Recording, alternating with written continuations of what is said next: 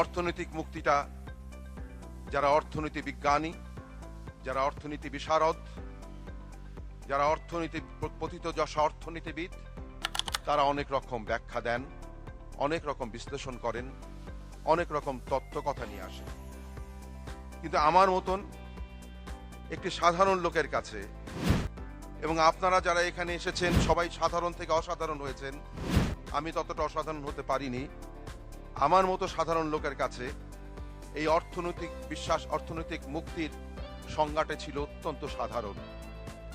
সেটি হচ্ছে পেট পুড়ে খাওয়ার মুক্তি, খাওয়ার ক্ষমতা, সেটি হচ্ছে একটি শিক্ষা ব্যবস্থার নিশ্চয়তা, সেটি হচ্ছে আমার সুন্দর স্বাস্থ্যের নিশ্চয়তা, সেটি হচ্ছে আমার পরবর্তী বংশধরদের সুন্দর করে জীবন ধারণের নিশ্চয়তা।